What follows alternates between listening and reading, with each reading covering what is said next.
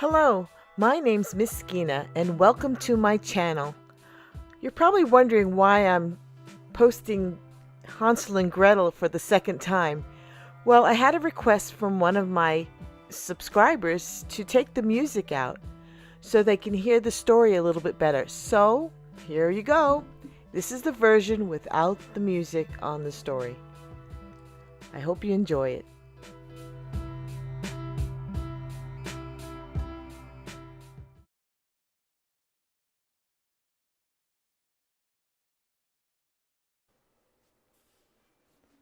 Hansel and Gretel, retold by Ronne Randall, illustrated by Erica Jane Waters.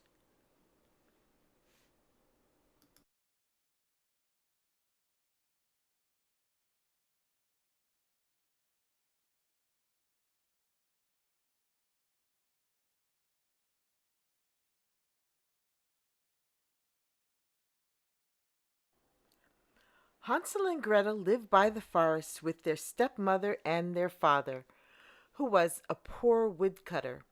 One evening the family had nothing to eat but a few crusts of bread. Hansel and Gretel went to bed feeling hungry. As they laid there, they heard their stepmother and father talking. "There are too many mouths to feed," said their stepmother. "We must take your children into the forest and leave them there." "Never!" cried their father. "Well, I'm not going to starve," their stepmother shouted.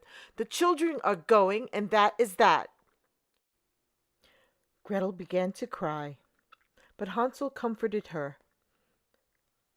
"Don't worry, I'll think of something," he promised.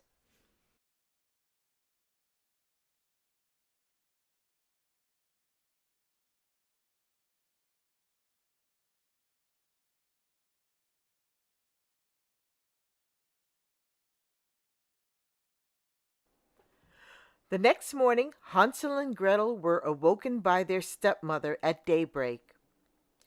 "We're going into the forest to chop wood," she cried, as she gave Hansel and Gretel a crust of bread each for their lunch.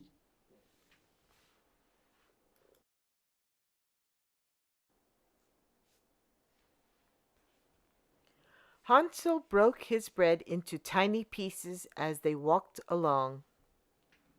He secretly dropped a trail of crumbs on the ground.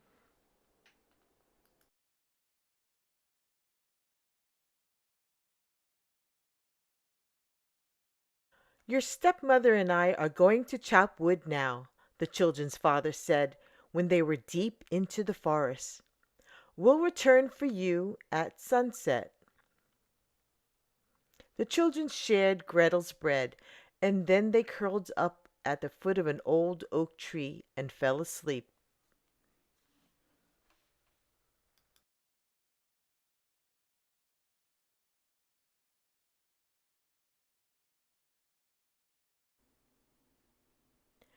When Hansel and Gretel woke up, it was dark, and their little fire had gone out. "Let's follow the trail of breadcrumbs I left," whispered Hansel as he comforted his sister. But the breadcrumbs were gone. The forest birds had eaten them up.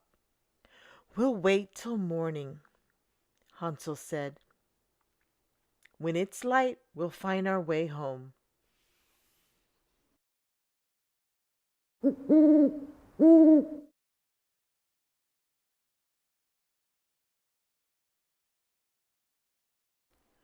The next morning the children were awoken by the sounds of a songbird. A white bird flapped its wings as if to beckon on them. "Look!" cried Hansel. "Maybe that bird will lead us home."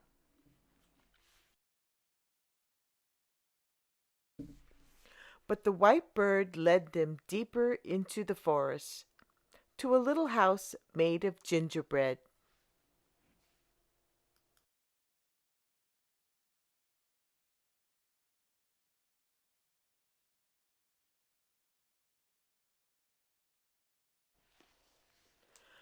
The roof was dripping with frosting, the windows were framed with candy canes, and the garden was filled with lollipops. Delighted, the hungry children began to feast upon the candies.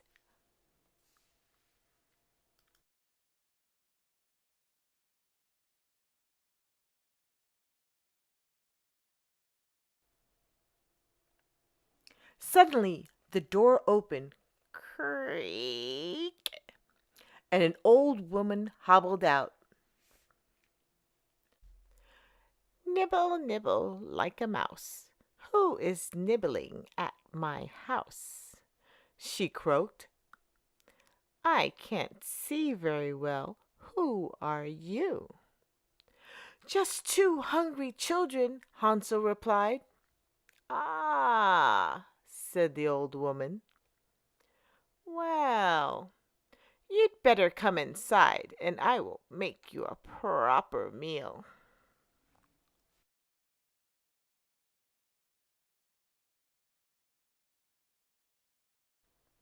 The old woman gave Hansel and Gretel a plate piled high of delicious pancakes. They ate until they were ready to burst. Then she showed them two little beds. They snuggled down under the soft blankets and fell asleep. But Hansel and Gretel didn't know that the kind old woman was really a wicked witch. I'll soon fatten these two up, she crackled.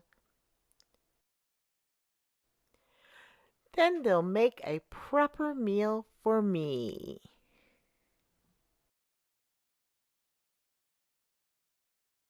The following morning, the witch dragged Hansel from his bed and threw him into a cage.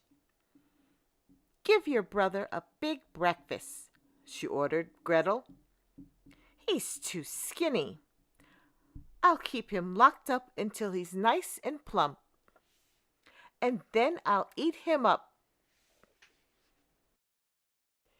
Every morning, over the next few days, the witch made Hansel stick out his finger so she could feel whether he was fat enough to eat. But Hansel was clever. He knew the old witch could hardly see, so he stuck a chicken bone through the cage instead. Still too scrawny, the witch would say.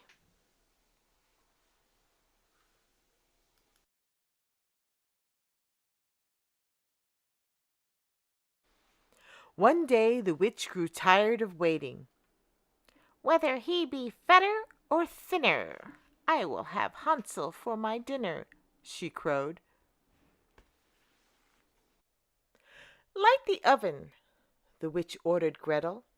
Now crawl in and see whether it's hot enough. Gretel knew the witch was planning to cook her as well, so she said, The oven is much too small for me. Even if I could fit inside that oven, look, said the witch, sticking her head inside. This was Gretel's chance. She pushed the witch into the oven and slammed the door.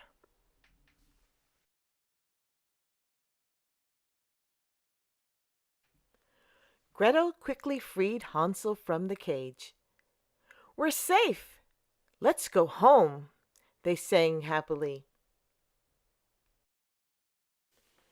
There were chests full of gold and sparkling jewels in the witch's house.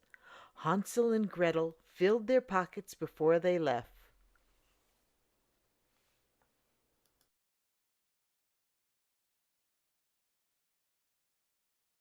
Back in the forest, the white bird was waiting to lead Hansel and Gretel home. Their delighted father greeted them with hugs. He told them that their cruel stepmother had left. Hansel showed him the treasures they found.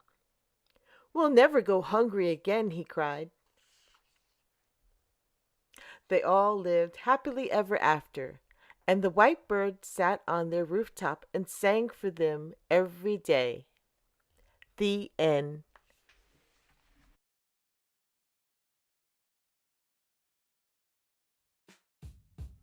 This was another great fairy tale. The illustrator, Erica Jane Waters, again has done a fantastic job. I'm so glad Hansel and Gretel got away from the old witch, and their stepmother left too. Sorry for being so late on uploading a new story, but I had to go away from my studio. I did come back with a dozen new books. And thank you to all my new friends, young and old. Please share, like, and subscribe to my channel for more fun and lovely stories. Leave a comment down below. Don't forget to look out for next week's story by Miss Ginah's Bookshelves. Tell your friends. Goodbye.